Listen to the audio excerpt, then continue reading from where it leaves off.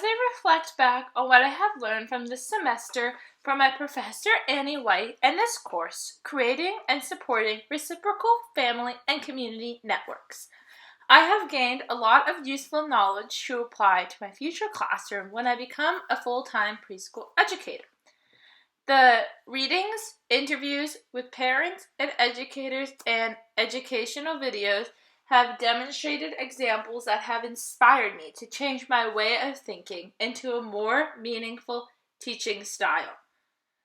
The area of teaching that I haven't had any experience in is assessment, and I feel that this course really helped me grasp a better understanding of what assessment entails and the various ways a child can be assessed. For me, the most interesting and useful teaching moments in assessment was the article called Tom Drummond on the Power of Storytelling in Early Education. Drummond's examples of his own experience in the classroom demonstrated how powerful and meaningful learning stories can be. They engage all parties in the assessment, and it becomes more personalized. Drummond explains, when you see a story, your heart is present. You see the undeniable unfolding that is learning. Furthermore, you recognize you care about more than academic success. This approach really struck me emotionally.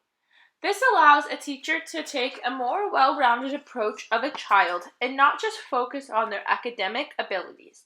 It is in assessment that helps an educator and the family discover the joys of childhood and the unique qualities a child may have, and embrace those qualities and build their self-esteem. Drummond also includes a step-by-step process of how to write a learning story and presents a helpful learning story frame of 6 ordered passages to capture a meaningful story. I will definitely practice this method of assessment in my future classroom. Another one of my favorite learning moments in this course was the school and family interviews. When I interviewed my head cooperating teacher at my student teaching facility at Moorpark Child Development Center, I gained a lot of useful knowledge on inclusion and engagement of families and the community. She discussed how to make families feel more comfortable and welcomed in the classroom by inviting them to come in and talk about their ethnic customs.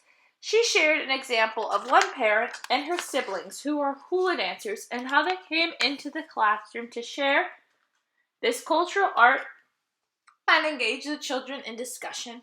I really love this kind of collaboration to engage the families and the community. It not only celebrates diversity, but it brings excitement into the classroom, and children feel pride about their uniqueness. I have a strong belief in building self-esteem through celebrating a child's background and unique qualities in the classroom. During my family interview, I got the opportunity to engage with a dual language learner. I experienced a new perspective from a single parent who was raising a child from a lower income. I am fortunate to hear her first experience with preschool as positive and welcoming. She helped me understand what values are important for her and her preschool child to learn, like respect, independence, and kindness.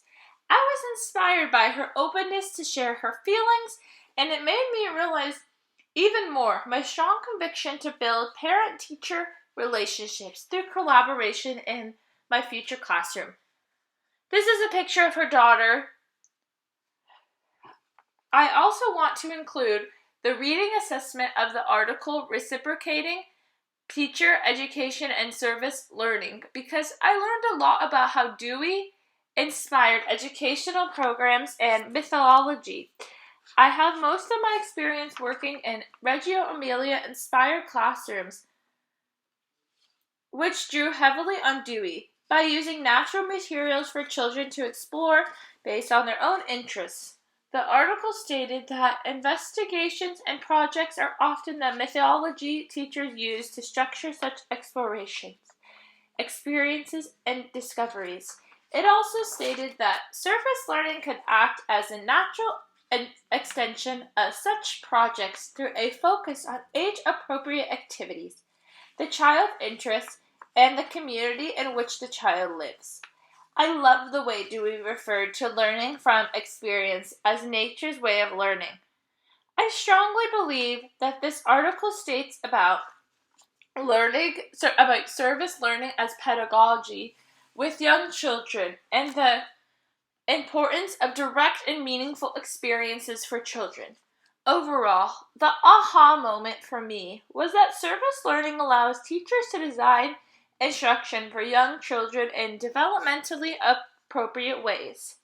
I want my students to thrive in all aspects of learning and development. Another example that I took to heart was how to use letter writing projects as part of a service learning experience. Teachers can use dictating, drawing, or writing cards and letters to engage with different community members.